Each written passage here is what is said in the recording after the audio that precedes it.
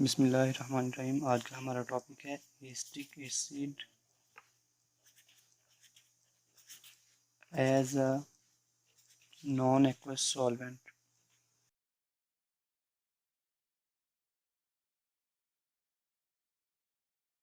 पहले हम देख लेते हैं नॉन एक्वस सॉल्वेंट्स क्या होते हैं।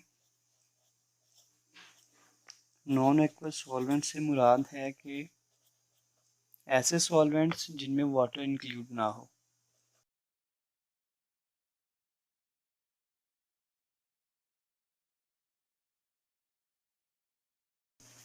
तो एसिटिक एसिड जो है CH3COOH, ये हमारे पास नॉन एक्वस सॉल्वेंट है। नॉन एक्वस सॉल्वेंट की प्रॉपर्टीज देखते हैं।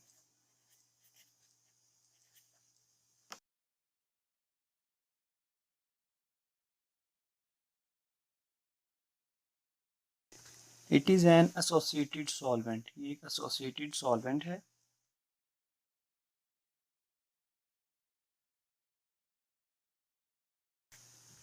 It exist as a dimer, ये डायमर के तौर पे एग्जिस्ट करता है। डायमर के तौर पे एग्जिस्ट करने का क्या मतलब है? वो ये कि जो एक एसिटिक एसिड का मॉलिक्यूल है वो इस तरह से अपने आप को रीअरेंज करता है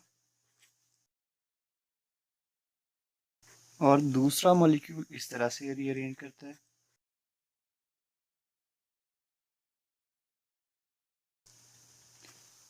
ये एसिटिक एसिड का एक मॉलिक्यूल है, ये सेकंड मॉलिक्यूल है। ये दोनों मॉलिक्यूल आपस में ये एक वीक बॉन्ड के जरिए जुड़े हुए होते हैं, जिन्हें हम डायमर मतलब दो मॉलिक्यूल्स वाला कंपाउंड बोलते हैं। और ये लिक्विड स्टेट में होता है डायमर की। लिक्विड रेंज जो है वो 16 डिग्री सेंटीग्रेड से 118 डिग्री सेंटीग्रेड तक होती है।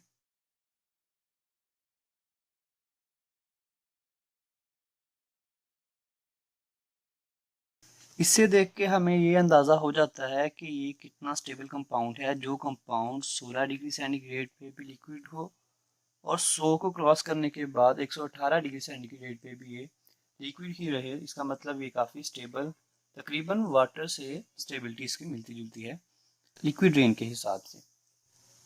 नेक्स्ट इसकी एक प्रॉपर्टी है नॉन आयनिक। ये नॉन आयनिक है। नॉन आयनिक को अब हम देखते हैं कि कैसे नॉन आयनिक है। कि ये जो कंपाउंड है ये इस तरह से CH3COO negative and H positive, CH3COO negative and H positive. तो ये जो है हमारे पास CH3COO negative and H positive, ये इतनी ज़्यादा नेगेटिव इलेक्ट्रोनेगेटिविटी ना रखने की वजह से ये नॉन आयनिक है, मतलब ये आयंस की फॉर्म में एग्जिस्ट नहीं करता, कोवलेंट नेचर रखता है। नेक्स्ट है डाइपोल मूवमेंट। डाइपोल मूवमेंट किसी कंपाउंड की आयनिक नेचर को जाहिर करता है। तो हम देखते हैं कि जो ये है ये कंपाउंड CH3COOH ये इस तरह से एग्जिस्ट करेगा।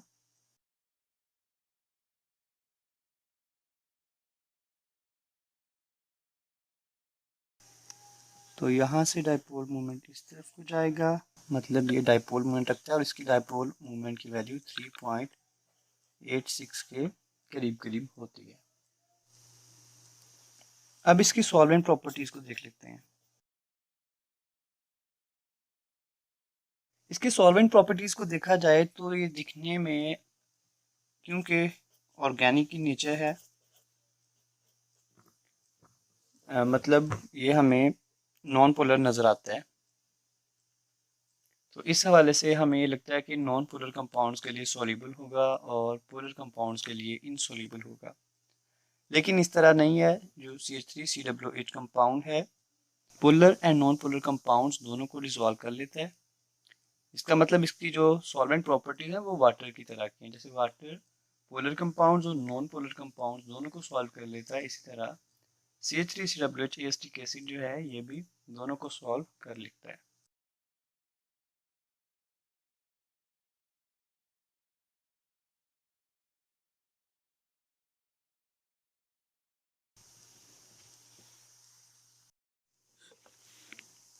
अब इसके रिएक्शंस को देखते हैं। फर्स्ट वन है ऑटो आयोनाइजेशन।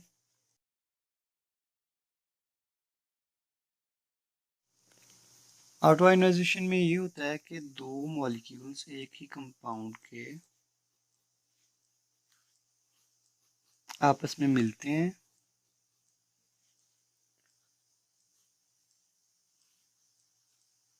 और आयोनाइज होने के बाद जब कंबाइन होते हैं तो एक नया मॉलिक्यूल बनता है, जैसा कि ये। अब यहाँ पे हुआ ये है कि इसका एक हाइड्रोजन मॉलिक्यूल इसके पास गया और वो H2 हो गया, और ये जो बाकी रह गया पार्शियल नेगेटिव था वो नेगेटिव हो गया और यहाँ पे पॉजिटिव आ गया। ये ऑटो आयनाइजेशन है। इसके बाद है एसिड बेस रिएक्शन।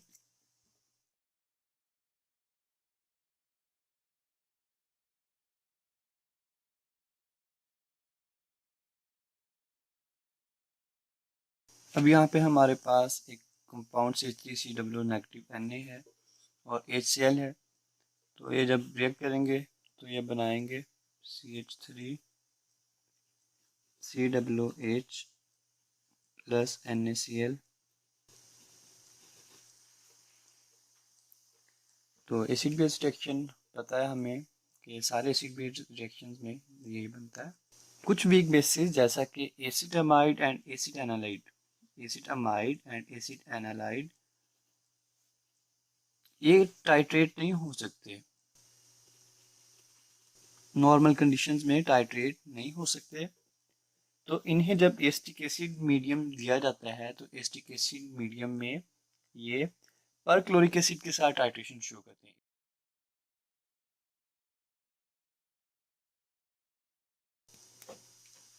नेक्स्ट है हमारे पास प्रेसिपिटेशन रिएक्शंस। तो प्रेसिपिटेशन रिएक्शंस क्या होते हैं? प्रेसिपिटेशन रिएक्शंस होते हैं ऐसे रिएक्शन जिनमें दो सॉल्यूबल साल्ट्स आयोनाइज होते हैं। आयोनाइज होने के बाद उनके आयन्स आपस में मिलते हैं, जैसा कि हमारे पास यहाँ पे है AgNO3। ये Ag positive plus NO3 negative देगा और CaCl2 ये Ca2 positive plus 2Cl negative देगा। दो सॉल्यूबल साल्ट्स डाइसोसिएट होते हैं। डाइसोसिएट होने के बाद उनके आयन्स आपस में रिएक्शन करके एक ऐसा कंपाउंड बनाते हैं जो इनसॉल्यूबल होता है, जैसा कि Ag और Cl मिलेंगे तो AgCl बन जाएगा। यहाँ पे ये दोनों कंबाइन होंगे तो AgCl बन जाएगा। तो ये जो है ये इनसॉल्यूबल साल्ट है। तो इस तरह की रिएक्शन को प्रेसिपिटेशन रिएक्शन बोलते हैं। हम इनका रिएक्शन लिखते हैं।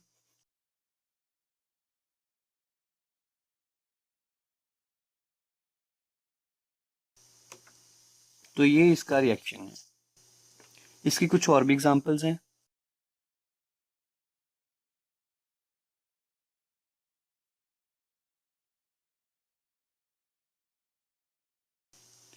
नेक्स्ट है हमारे पास सोल्वोलाइसिस रिएक्शन।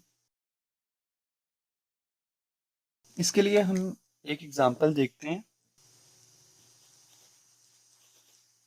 SO2Cl2 एक कंपाउंड है और साथ में हमारे पास सॉल्वेंट है एसिटिक एसिड।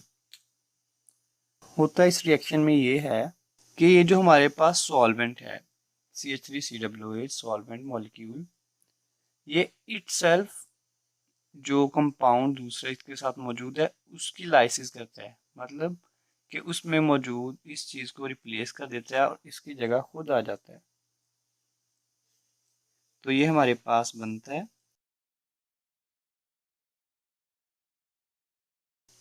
तो यहाँ पे ये चीज बन जाती है कि सॉल्वेंट का मॉलिक्यूल लाइसिस करके अपने साथ वाले कंपाउंड की उसके एक मॉलिक्यूल को, एक एटम को रिप्लेस कर देता है और उसकी जगह खुद आ जाता है। तो ऐसे रिएक्शंस को सॉल्वोलाइसिस रिएक्शंस बोलते हैं। नेक्स्ट है हमारे पास कॉम्प्लेक्स फॉर्मेशन रिएक्शन। जैसा कि सबको पता है कि कॉम्प्लेक्स ऐसा कंपाउंड होता है जिसमें एक मेटल आयन साथ में एक कॉम्प्लेक्स एनाइन के साथ मिल रहा होता है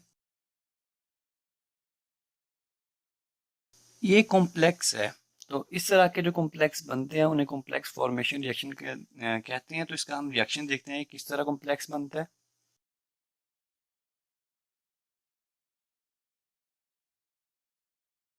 तो इस रिएक्शन में Fe जो है वो CnS के साथ मिलके FeCN6 कंपाउंड बना रहा है। इस कंपाउंड में इस सॉल्वेंट का होना ये लाजमी है।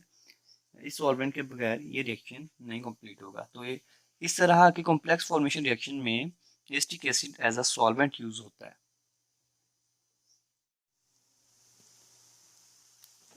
नेक्स्ट है हमारे पास सॉल्वेट फॉर्मेशन रिएक्शन। सॉल्वेट क्या होता है?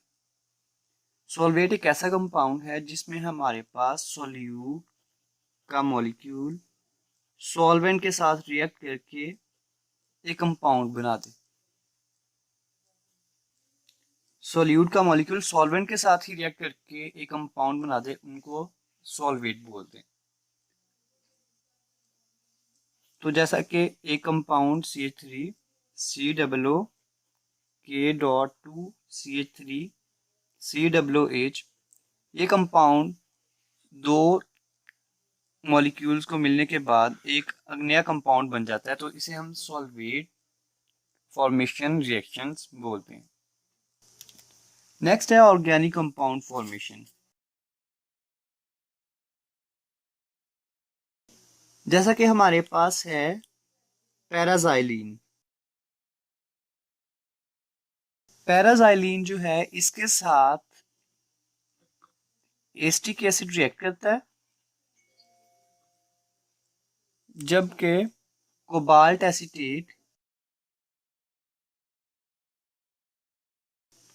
एसीटेट और ब्रोमीन जो है कैटलिस्ट के तौर पे रिएक्ट करते हैं। तो हमारे पास जो कंपाउंड बनता है उसमें दो मॉलिक्यूल्स एसिटिक एसिड के यूज होते हैं और ये हमारे पास एक नया कंपाउंड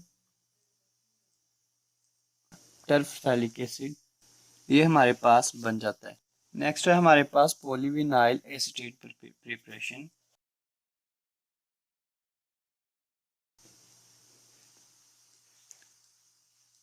ये हमारे पास विनाइल एसीटेट है।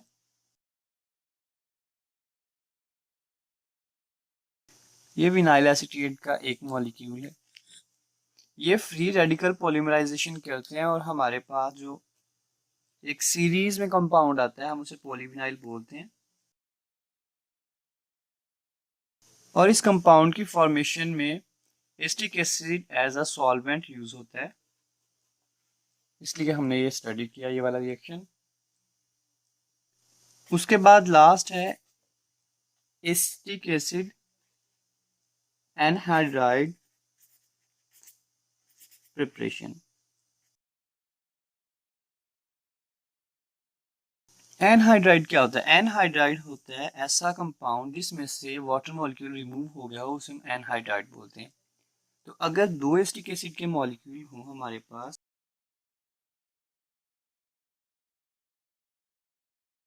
तो क्या होता है कि एक में से OH जाएगा और दूसरे में से H रिमूव होगा। तो हमारे पास वाटर की रिमूवल के बाद एक कंपाउंड बनेगा जिसे हम एसिटिक एनहाइड्राइड बोलते हैं।